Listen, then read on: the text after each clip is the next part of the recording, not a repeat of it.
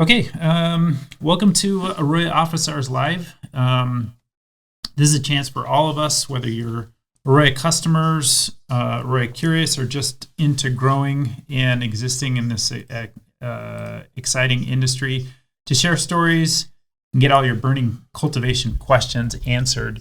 Each week, we'll spend an hour sharing findings, talking you through some interesting features, having a lively conversation, and learning more about what you're doing. And we want you to jump in and ask questions and participate as well. That's what the office hours are about. So today's discussion, we're going to be talking about drybacks, what works, what doesn't, and getting a handle on them and what they can do for your ROI. And as we're going along here, if you have questions, please do submit them in the chat and we'll get to them.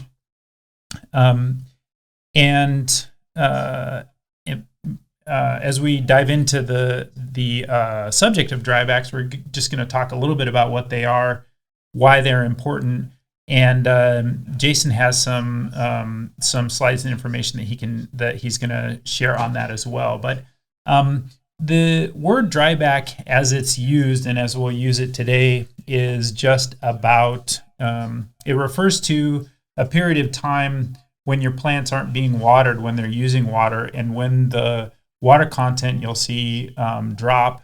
And it depends on what substrate you're using, but in Rockwool, this might be, say, from 65% or high 60s water content in Rockwool all the way down to, say, 35%. That would be a big dryback of more than 30%. And what the dryback does, and the reason why they are so important, is because of what they accomplish with pore water EC. Because as that plant is being dried back, and as the plant uses water from the substrate, and as it's not being replenished from the irrigation system, what you're getting is a gradual increase in the pore water EC, which is which produces a certain amount of water stress for the crop. And depending on the phase of growth that the crop is in, we would want to use longer drybacks, achieving a higher pore water EC in generative phase, for example, or much shorter drybacks and protecting the plant from any stress during, say, a vegetative phase. So that's an overview of drybacks and what they are. When we talk about percent dryback, we're talking about, as I said before, if you go from, say, a 55% water content to a 35% water content, we call that a 20% dryback that you achieve during that time. And typically, and we'll go through some of the questions, some specific questions on these, but typically what we're talking about when we're measuring the time of a dryback is we're timing it from that last point that you watered the plant all the way up until the first watering of the next day. That's the dryback duration. So we'll talk about dryback size and also dryback duration. The size we refer to in percentage terms, and the duration we're going to talk about at time. So did I miss anything on that, Jason? I don't think so. It sounded great. Okay. I wasn't fishing, but thank you.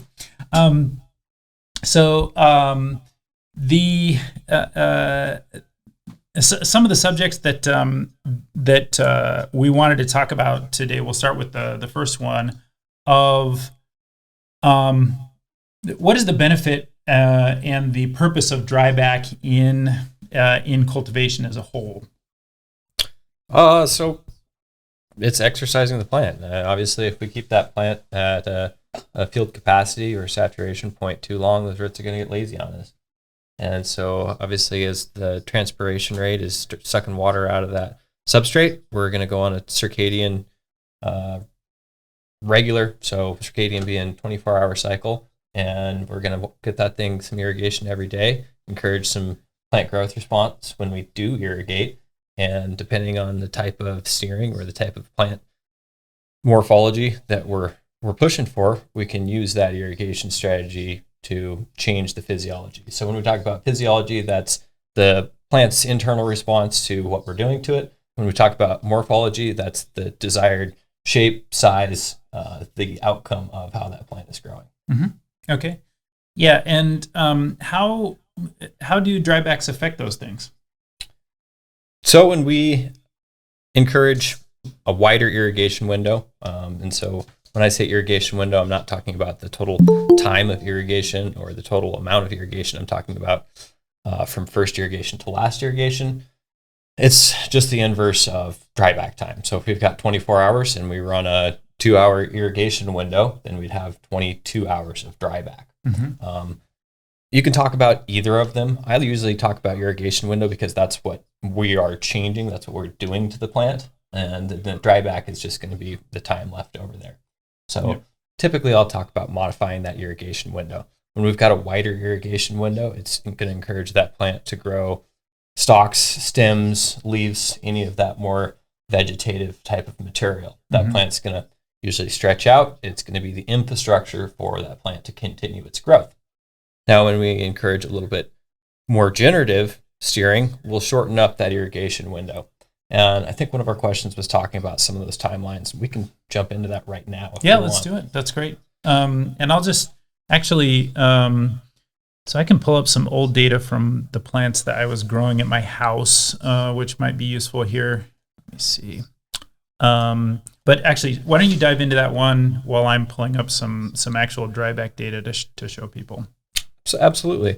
So when I was talking about a wider irrigation window, maybe when we're doing some distinctly vegetative growth, some of that vegetative steering, we'll shoot for maybe 6 to 10 hour irrigation window.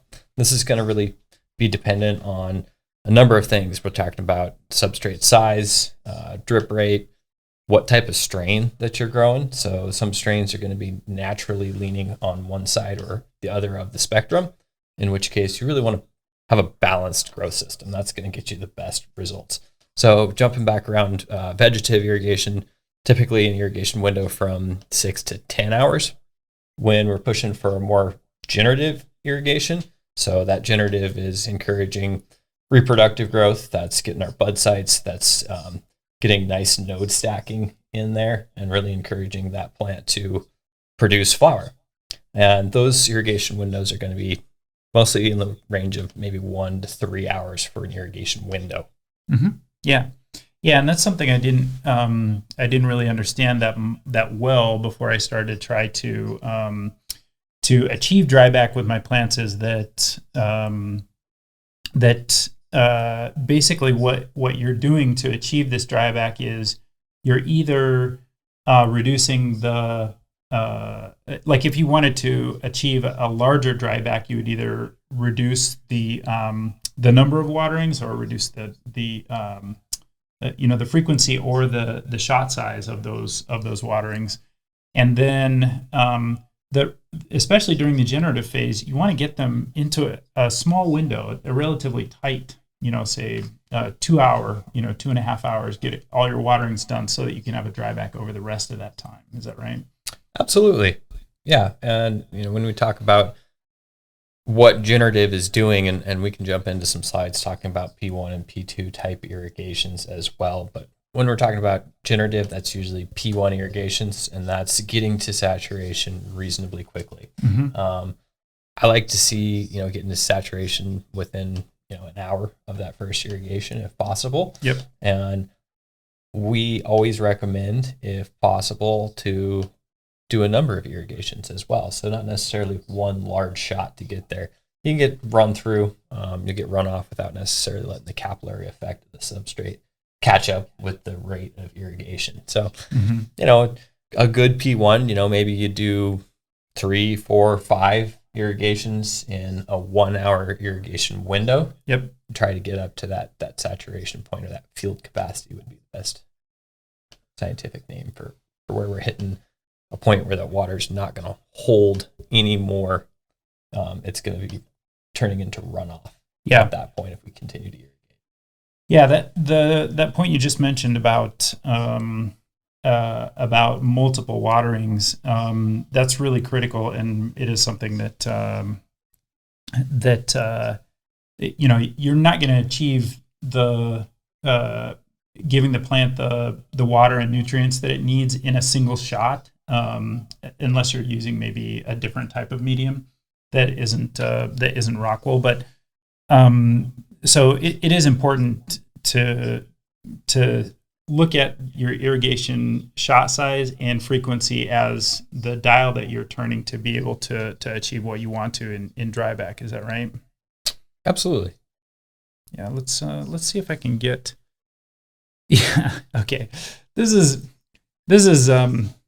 again, when we use examples from my tent grow, they are the data quality are not the highest. So is that on 2? Yeah, there we go. And on. Okay. Nice. So this is an example of a line. This is how my plants were watered in this was in a vegetative phase of growth, and you can see that we started out here at 32% water content. We got all the way up to 38%. This was not super awesome, but you can see multiple waterings throughout the day from 10 a.m. all the way until the evening. Say like looks like 5 o'clock. Then I stopped. And one thing to note in AROYA, and this is a really basic function, if you want to save the dryback that you were able to achieve in any given day, you click on this button right here and you click dryback. And if I was going to measure my dryback, I'd say, well, my last irrigation was right here. And this was when I started irrigating the next day. And that's my dryback.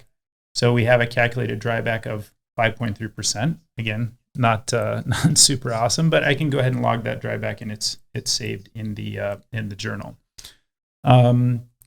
So Jason, do you want to pull up those slides on the P1, P2, P3 and share those? I can jump out of this. Absolutely. I also did want to share while you were doing that logging the dryback. You're all right. Okay, right. It saves as an annotation down there in the bottom, and we can also do a manual reading.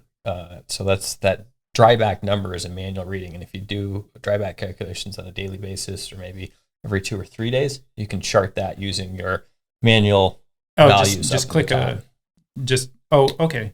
I see. So it's going to automatically be a manual value based on that calculation. Oh, okay. I see.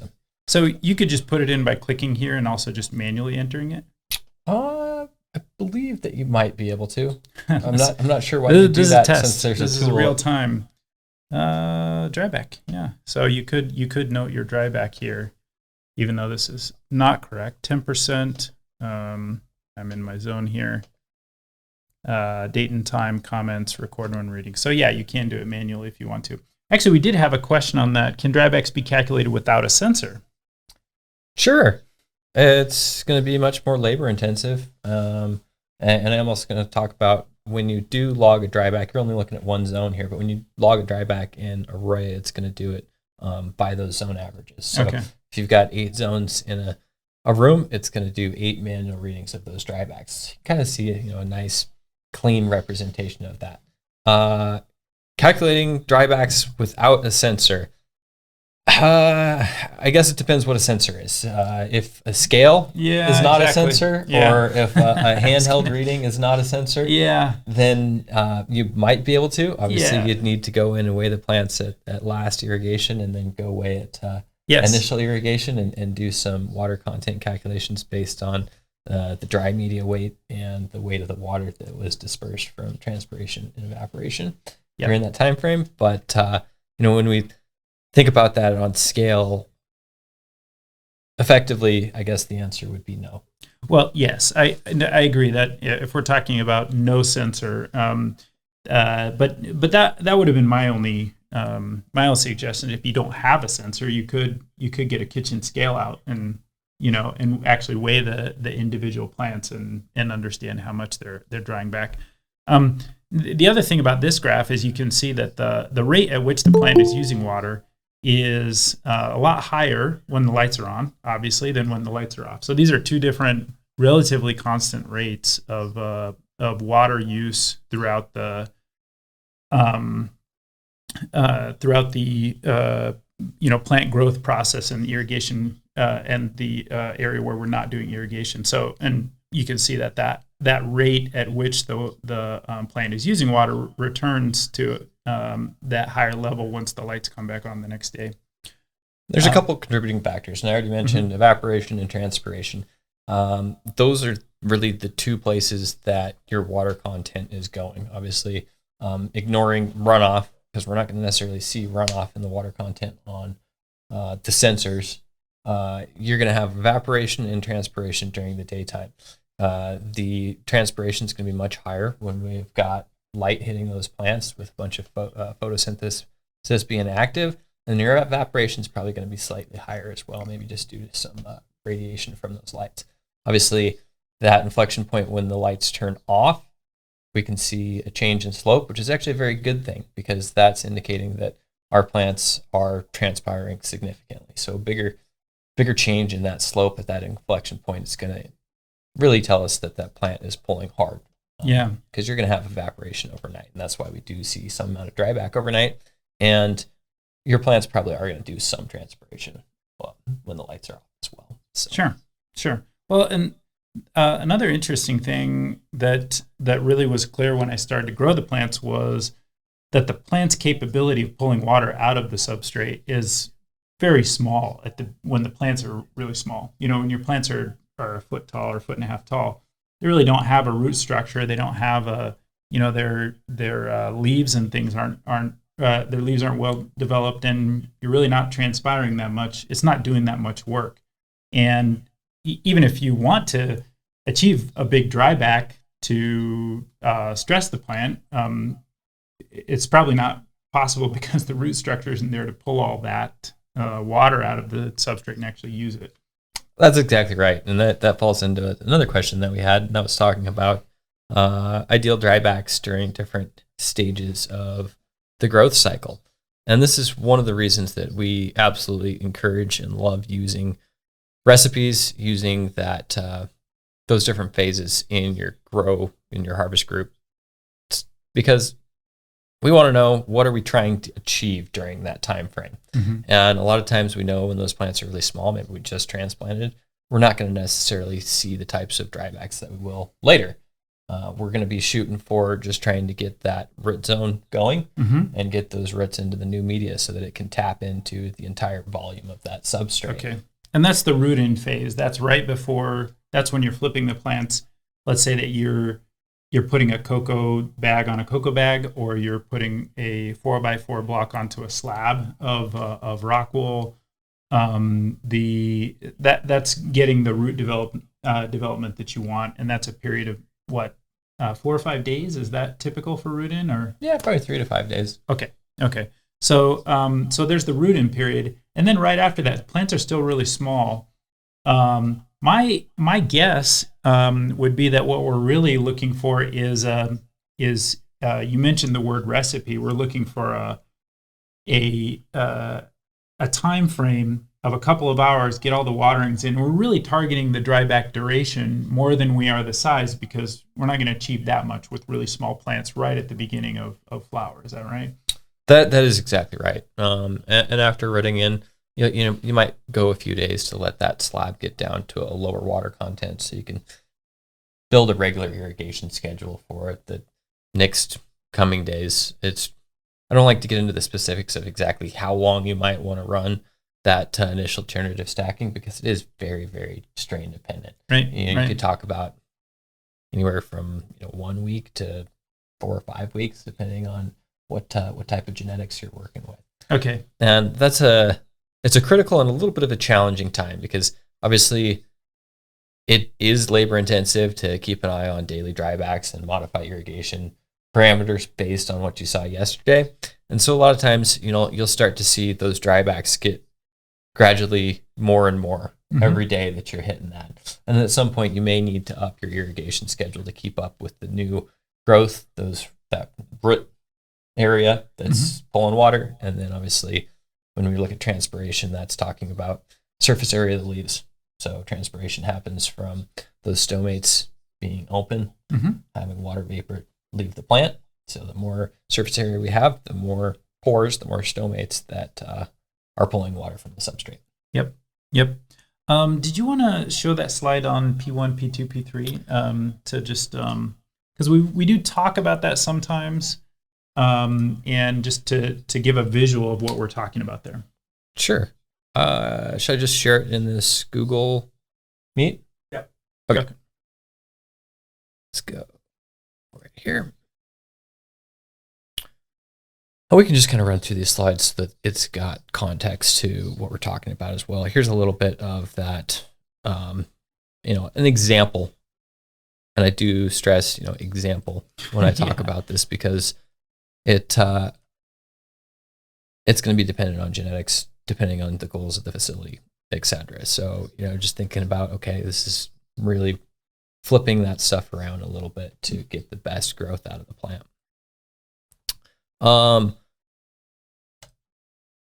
This slide is showing an example of some water content. And the left side over here, we're talking about a P1 type irrigation.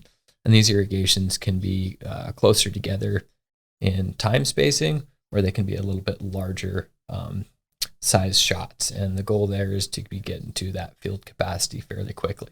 So we are looking at more vegetative growth in this slide. And we can see we've got P1s. We're getting up to that saturation point right here.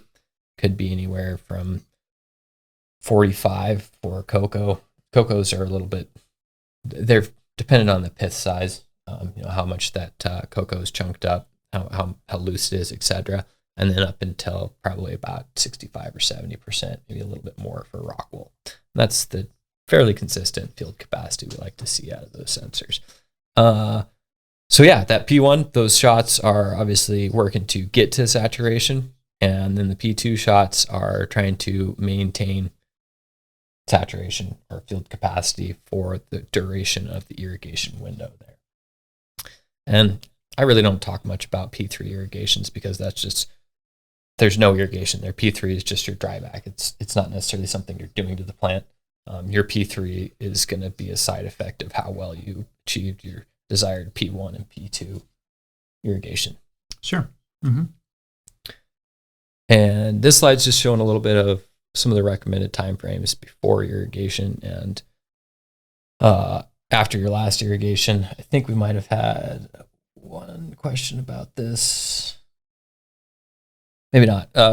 Start and finish. When do you start and finish dryback? Okay, so typically we like to see irrigations in between. This says 0 and 1 hours. We could say 0 and 2 hours after lights off to be a little bit more realistic of what facilities can achieve realistically. And then same kind of thing, after irrigation, you don't want to irrigate all the way up to lights off. That can lead to some extra humidity in the room, a little bit of root stagnation, possible pythium or other types of diseases in the plant. So typically you'll want to stop irrigating, even if you've got a wide vegetative irrigation window, 0 to 2, 0 to 3, 0 to 4, depending on how wide your irrigation window is. Mm-hmm. This is just pointing out, okay, each of these is oftentimes an irrigation. Depending on how many shots you are giving, sometimes you'll not necessarily see a defined peak from that sensor data. And that has to do with a couple things. One could just be the capillary effect of the substrate buffering each of those events. This is just showing, okay, here's dryback over here. Dryback calculation is saturation minus the starting point. So here's your dryback duration. In this case, it's 15 hours. And we can see that vertical difference is going to be the dryback percentage, and the horizontal is going to be that dryback duration that you were talking about. Mm-hmm. This next slide is showing generative steering irrigation. In this case, we can see we've pretty much ignored any P2 type of irrigations. We're doing some P1 irrigations to get up to that field capacity and letting that dryback window be much, much wider.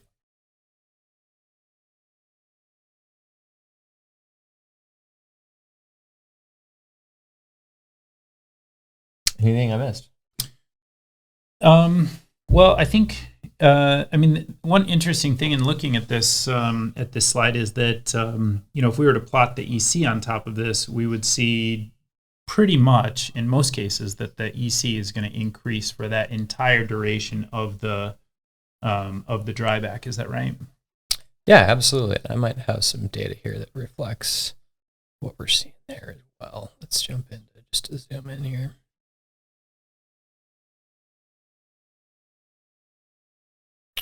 And Jason, while you gather that data, I just want to remind everybody on the call today, we're so happy that you're here, and we want to answer all of your questions. So our topic is drybacks today. Please feel free to enter any questions you have in the chat, and we would love to address them during this presentation. Back to you, Jason. Thanks. This is some real life data. This is one of our development partners down the road here in Pullman, Washington. They're doing a great job and have allowed us to use their data for examples. And also, we collaborate with them testing new equipment at their facilities. So we really appreciate that opportunity to work with them. In this case, we're looking at a fairly moderate type of irrigation strategy. This is fairly well balanced. And I can also zoom in here to show what Scott was talking about, specifically with rise in EC when we see that water content drop. So zooming in here, we can see, all right, we're hitting some field capacity fairly quickly. That would be your P1 event right there. And then a good number of P2s right here.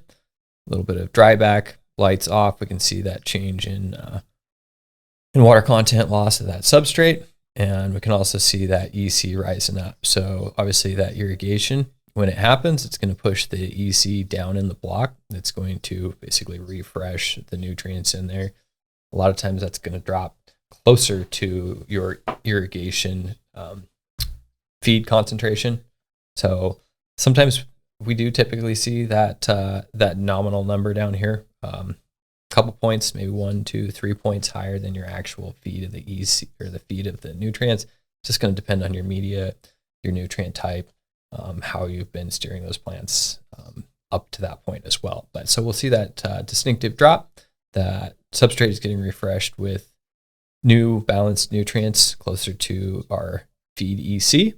And after as irrigation stop, we see that EC rise fairly quickly while transpiration is pulling water from the substrate reasonably fast. And then obviously overnight it tapers off, but still rises while that water content drops. And correct me if I'm wrong, but the reason why the EC goes up is because the plant is pulling water and some nutrients, but not as much nutrients, and the salts become more concentrated in the substrate. Is that right? Correct. So that's the scientific reason why this works. And I should say, as we're talking about dryback, the reason, people talk about it in the industry a lot, dryback. And the reason we do drybacks isn't so that we can remove the water. It's so that we can achieve a particular pour water EC that we're going for, that sends the signal to the plant, especially generatively, which is, okay, there's some stress now. I need to focus on reproduction, which is partitioning its energy toward bud sites or flower. And when we send those signals, if we do it in the right way, we can get higher yields. Is that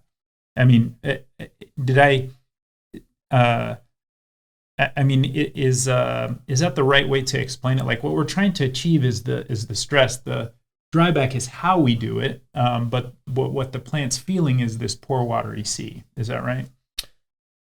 Yeah, for the most part, that is right. And maybe I'll deep dive and hopefully not get too scientific with this real quick. Please, but yeah. So when we look at, and I talked about matrix potential a little bit last week, and I think we're going to be posting some great videos that your dad did about matrix potential in different types of hydroponic substrates. But so matrix potential being how much does that root zone, how much pressure or vacuum would be, it's a negative pressure. So how much vacuum do the roots have to apply to the substrate in order to pull water from that substrate? Yep. When we look at rock wool, for example, it's got a pretty, what we would call a high matrix potential.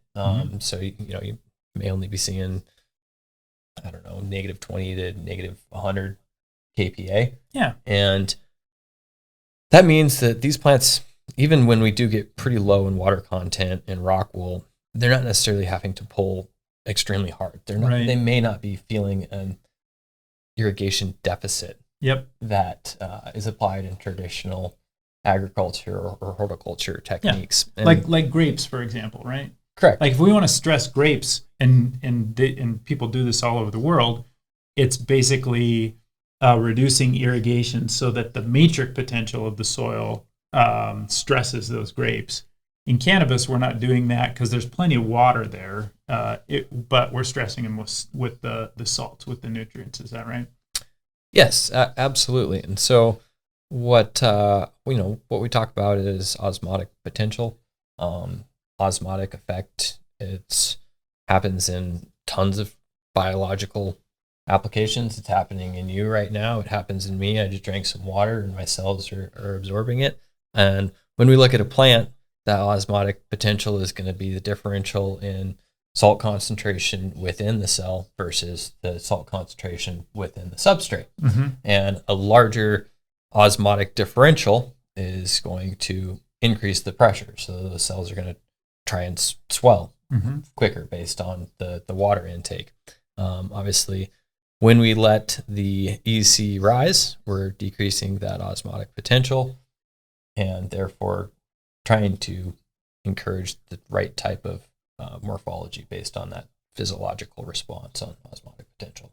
Yeah, and I think of it as like if you have a let's say the water as it comes into the block. So the drippers put the water into the block that the plant is growing in, and there has to be a osmotic differential between that block and the roots. And then there has to be an osmotic differential between the roots and the stem. And then there has to be a differential between the stem and the leaves. And then there has to be a differential between the atmosphere and the stomates, right? And the water has to make its way all the way through that process. And like if we talk about VPD, for example, that's, there has to be the right differential for the plants to transpire. There has to be some type of energy moving water and by default nutrients through that process as well. So it's just kind of a cycle. And drybacks are part of that. So we reduce the water and concentrate the nutrients, but the stress that the plant feels is through the concentration of the nutrients. So let's get to one of these questions. If you're saying, well, I've never done this before, what's a way to start using drybacks to help increase my yields? Where is a place to start? A good place to start is running a control harvest group. Mm-hmm. So having some reference of your data before you make changes is the absolute best way to begin crop steering. And you might say, well, you're not crop steering, but you have to have a great understanding of what we are doing to those plants. How did this harvest group run without necessarily making any changes? And that's going to give you a wonderful baseline. So when you do start tweaking, when you do start to crop steer, you can make moderate, some mild adjustments to get to that. And the best way, and then the reason that a control is a great spot too, because I run into a lot of clients that maybe they have traditionally done hand watering where they've got one large irrigation in the morning for those plants. And we've also run into lots of clients that may just do a vegetative drip irrigation through the entire harvest group. Right. And so the way that you can start is building up a good recipe. And I did want to mention, so we've got a cultivation quick start guide available for any of the subscribers of the AROYA system. It's down in our resource center. Bottom left, there's a question mark. And it's going to cover a lot of the topics that we're talking about here today. Let me just pull that up real quick. So it's on here. It's is it in this resources? It is. Okay, so go here. Cultivation quick start, right? Absolutely. Okay, so we go on here. And yeah, there we go. Okay, so talking about the phases of growth, different definitions of things. Here's the plants. It is going to talk about the steering, crop steering, water and irrigation, the different substrates. So yeah, I agree. I use this. I've read through this a number of times, but it's funny because when I started out, trying to grow plants in this small tent, I had really basic problems like how to get them to actually be watered, like making the timer work, and lots of simple problems that are very frustrating nonetheless. And so I keep on having to go back and read this again, because once I figured out some things, then other pieces of this document start to make more sense. Here's the document that you're referring to. Yeah, so this is a great place to start, and I think it does start from the beginning. I'm glad that you talked about getting other variables in line. So obviously having a good operating facility is going to be the best place to begin crop steering. And that's also why we always love to have some control data, is because it can highlight maybe some areas that could be improved before crop steering is employed. It's like if I'm driving down with some really loose ball joints, I might have a hard time steering down the highway because that rack and pinion or my ball joints are loose. It's gonna be wobbling around. So if I get those tightened up, I'm gonna have a lot better success when I do start to be serious about crop steering. Yep. And the environment is, I think, a little bit overlooked sometimes when we do get so excited about having red zone data and shooting for crop steering. Making sure that light intensity is going to help us produce the transpiration rates we need for the appropriate drybacks to steer. It's absolutely critical. Having your temperature and humidity balanced to get the VPD that allows for the most stomatal conductance as possible, that's going to get those transpiration rates where you need. Yep. And that's in the generative phase. And I mean, so correct me if I'm wrong, but the reason I keep on talking about like you flip the plants into flower in this early generative phase is I've often heard it referred to as this critical time. You really need to make sure that you're doing things properly, and you set yourself up for success by nailing the generative steering in those, you said it could be anywhere from 1 to 5 weeks depending on the strain. But during that phase, what and implementing Drybacks in that phase, you say something like the VPD is also important. So what VPD ranges are we looking for in that generative phase typically? Usually we'll be shooting for about 1.2. Mm-hmm. You might, when you start the harvest group, be at around 1.0, during that rut-in session, and climbing up to say 1.2 for your first generative, that stacking session. Sure. So I do totally agree with you about getting that control, getting that harvest group where you use it as a control. Like, hey, and let's say it's just a client who's always been steering vegetatively. They might not even call it that, but they're just doing lots of waterings throughout the day, keeping the plants super happy all the time. And there are even some strains, I think, was it Mac 1 you said likes to be steered vegetatively? Like it's just kind of a weird strain that way? Great example. Yeah, it's a stubby, chunky plant anyways. It's not necessarily prone to a lot of the stretching. It's going to get the infrastructure it needs to yield well without doing too much generative steering. Yeah. Now, so an example like that, you might have a client who's growing Mac 1, running it vegetatively the whole time, and then just introduces a little bit of say generative cues in that early flower phase, and might see an improvement, but maybe not as much as somebody who would be like, I don't know, an OG Kush or something, a different type of. Blue Dream is probably the other end of the spectrum that I like to use. So Blue Dream likes it. It likes that generative cues. It's a tall, stretchy sativa type of plant. Absolutely. Okay. So that's one way to get started is put that baseline down, and then look and then make a change to one thing. Like say, okay, well, during these first 3 weeks of flower, we're going to get all our waterings done within 2 hours and shoot for a dryback of say 20 to 30%, and watch our ECs during that time, and then watch the plants as well. Is that a good starting point? That is a good starting point, yeah. And one of the things I did forget to mention when I was talking about before we crop steering is also making sure that our substrate size is appropriate. Yes. Okay, we did talk about this before. This just does not get enough play. is, and I think I showed you like an outdoor thing where they have, they're growing in like 20-gallon pots or something like that. Are you going to get a dryback in a 20-gallon pot? No, not really. So, what and cocoa and Rockwell do behave differently. We see cocoa typically as being more forgiving. We see Rockwell as being more responsive. Is that I mean, so between those two substrates, how how would you look at size if you're growing in cocoa, for example? I mean, what might be a reasonable size of a volume of substrate to be able to achieve a dryback in 22 hours?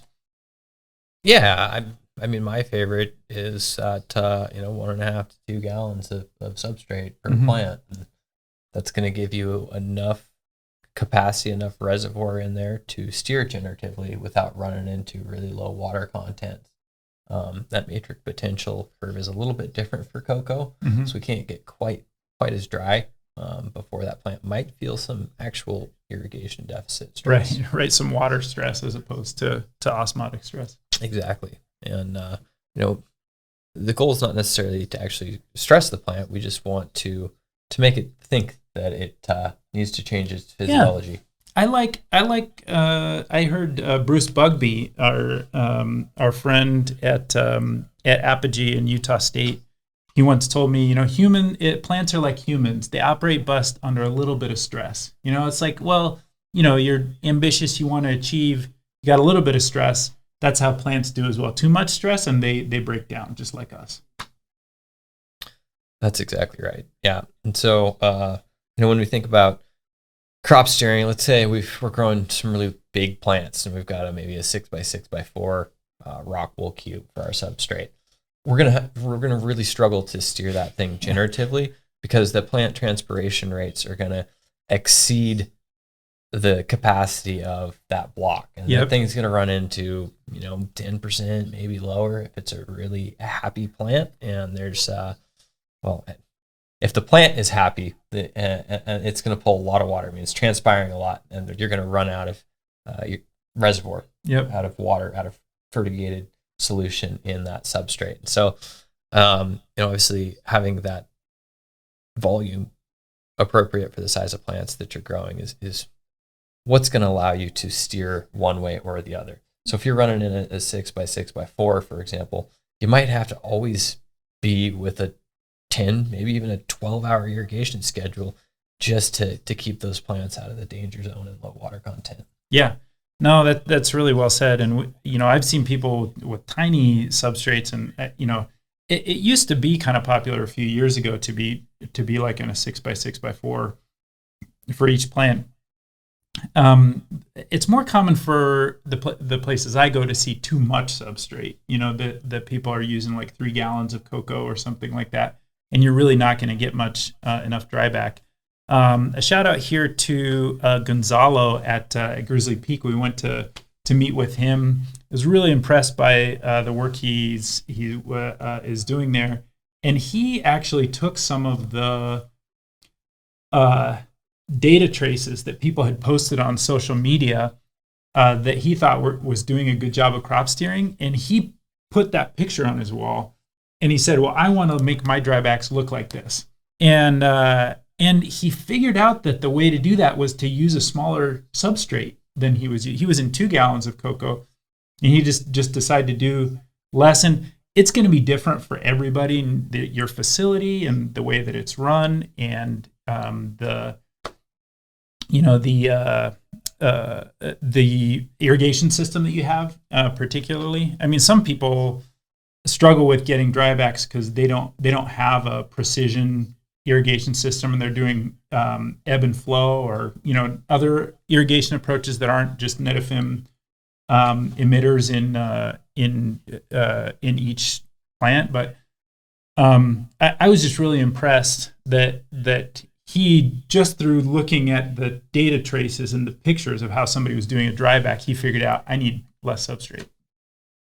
Very cool. That's very cool. And for anyone who's on the call today, we love to hear from we love to hear success stories. We love to hear what's working and what isn't. Actually, Billy just posted a comment here, a question, and sorry, just lost it here. Billy wants to know, are there any targets for nighttime dryback in vegetative phase? Sure. And I'm just going to jump in here and take a look at our cultivation resources so that I stay consistent with exactly what we have published. And then I sorry to sidetrack, but there was one thing that was hitting my mind while you were talking there, Scott. And it's also very important to have really healthy plants coming out of veg. Yeah. So, a lot of this conversation right now has been about the flower period.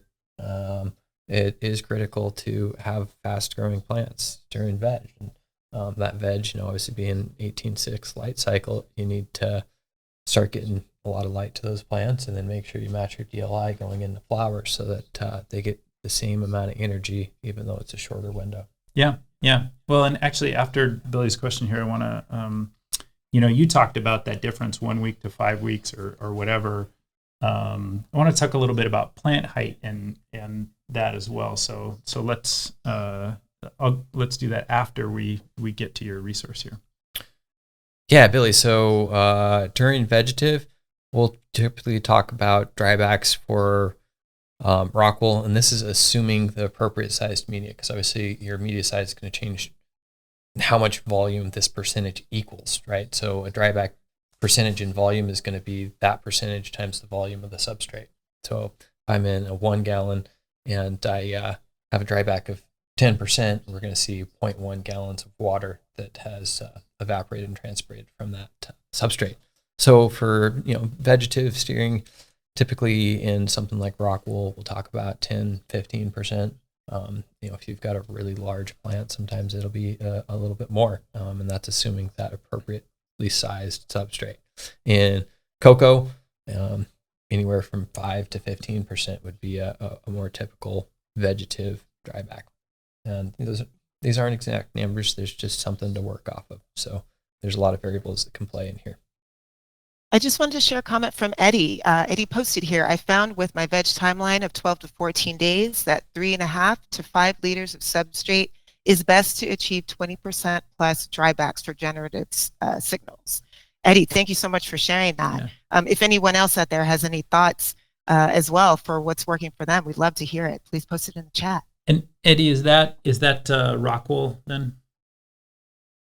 That's across rockwool and cocoa. Okay. I mean, it's interesting you mentioned that because I've seen people in the industry that are finding like 2 gallons is a little bit too much, which would be roughly 8 liters. Is that what you're seeing as well? Yeah, when I'm running those veg timelines of 2 weeks, typically won't see a 20% dryback until the plant's in like 5-6 weeks of flower, and usually during that time, depending upon the cultivar, I'll want to be having a vegetative dryback for bulking. Yeah. So yeah, exactly. Yeah. Yeah, great. That's really useful. Great. I have another question here from one of our fans on Instagram. They want to know, how much should my media dry out in between waterings? Oh, that's a great question. And I would put a lot less emphasis on those intermediate dry downs than I would the total amount of dryback from last irrigation to first irrigation. And a little bit can happen here. So depending on your irrigation scheduling capacity, maybe if you're working with a lower grade controller, you may not be able to irrigate as many times as you'd want to during that P2. But with an appropriate size substrate between irrigations, during vegetative, we'd talk about maybe 2 to 5% between irrigations, and for generative, up to 5%.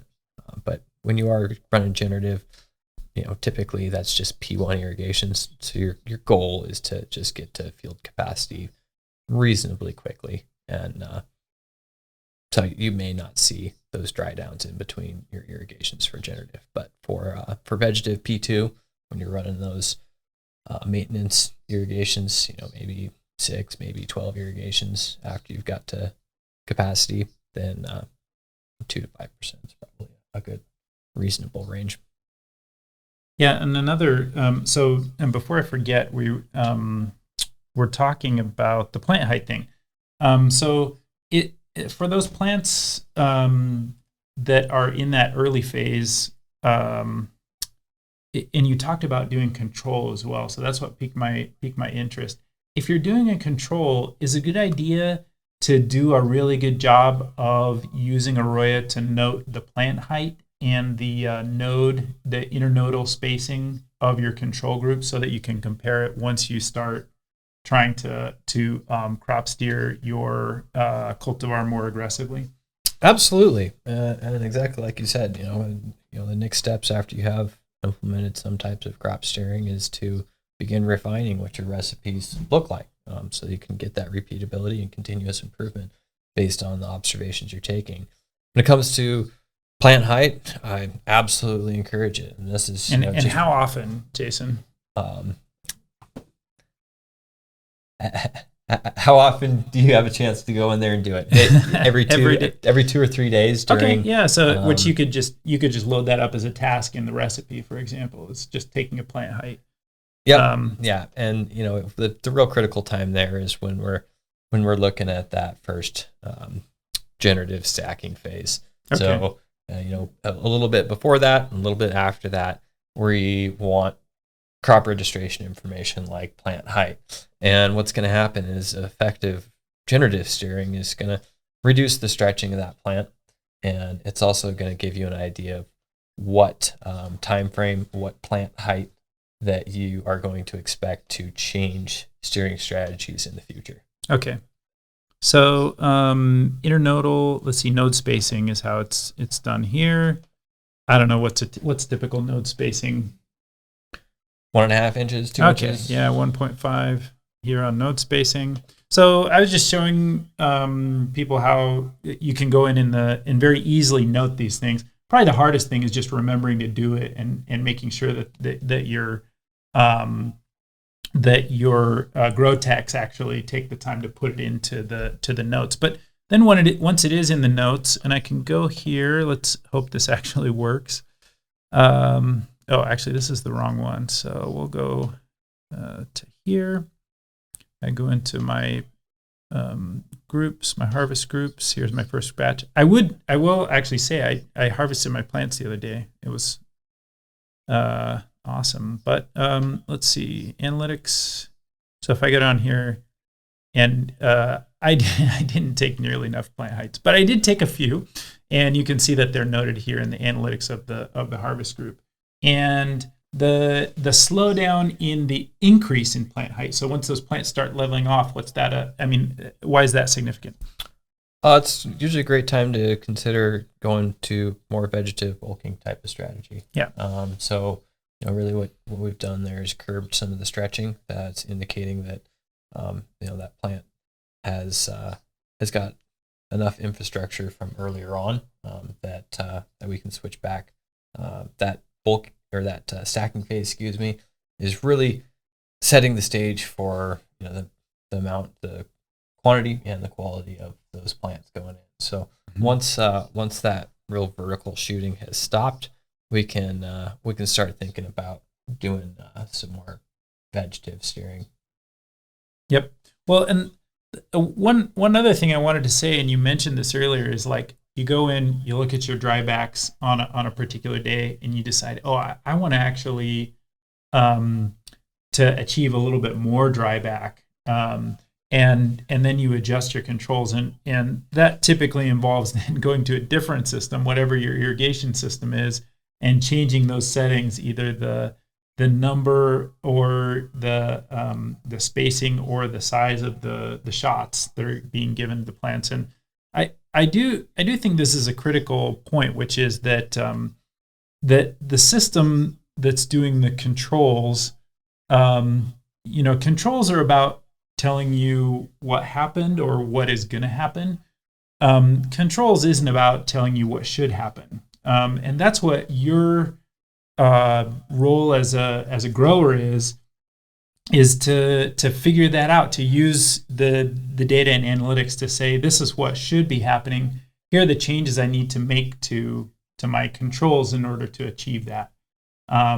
So let's say you were in that situation as a grower and you wanted to tweak to achieve a little bit more dryback. What do you do? How would you achieve that? You either, you'd probably shorten up your irrigation window. Mm-hmm. So you could either decrease the time between shots, or you could just, drop off a shot, 2, 3, depending on how you want to go. Mm-hmm.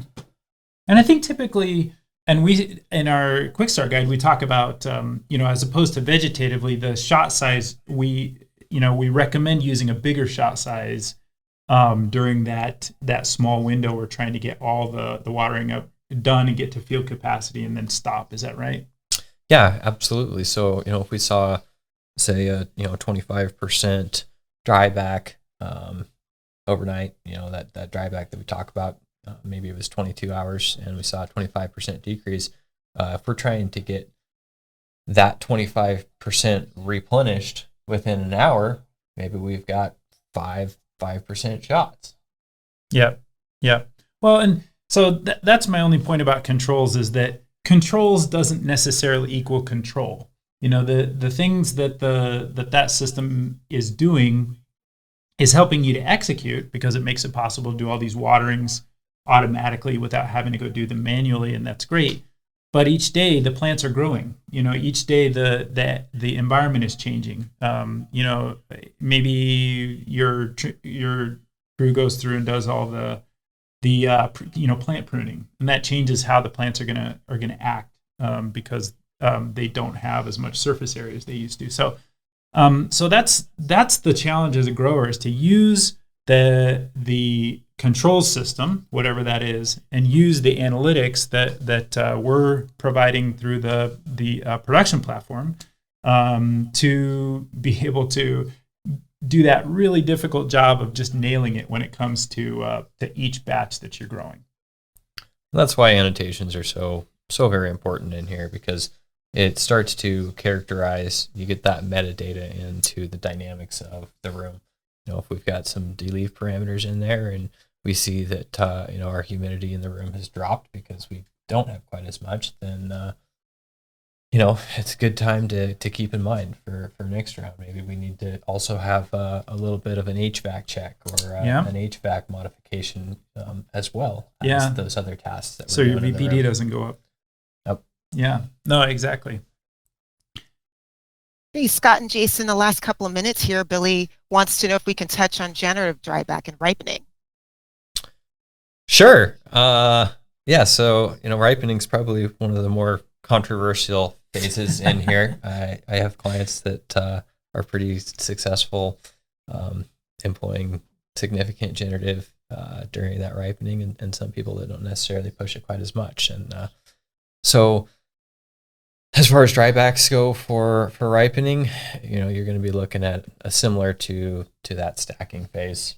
A lot of times we'll see a little bit of a decrease in nutrient concentration during that time frame, but you got to be a little bit careful with that. And that final ripening is going to be extremely genetic dependent. So some types of plants, we had a pineapple that it really liked to foxtail. We get lots of white hairs out towards the end, and ripening will help combat any of that and get you a nice amber trichome, get your plant to bulk out as much as possible before it's time to cut. Yeah, and the swings that you'll see on your graphs in AROYA will be huge during that phase, as opposed to the early flower when you're not, the plants aren't even really that big. So you'll see more. What I've seen is higher differentials in EC when you're running generative in that ripening phase. Is that right? Yep, more dynamics. Mm-hmm. Yeah. Awesome. Well, I think we're at about the end of this week's office hours. Thank you all so much for attending and for submitting your questions. We do this every week. This is your time. Any questions you have about AROYA, how it can be used to improve your cultivation process, any topics you'd like us to cover in the future office hours, please let us know in the chat or shoot us an email at support.aroya@metergroup.com, or feel free to DM us on Instagram because we really want to hear from you. Just to let you all know, we record every session. We're going to email everyone in attendance a link to the video from today's discussion. It's also going to live on the AROYA YouTube channel. Please like and subscribe while you're there. And if you find these conversations helpful, feel free to share the video with anyone else who may find this information useful. Thank you all again so much for coming. Thank you, Scott and Jason, and we'll look forward to seeing you all next week. Thanks, Keisha.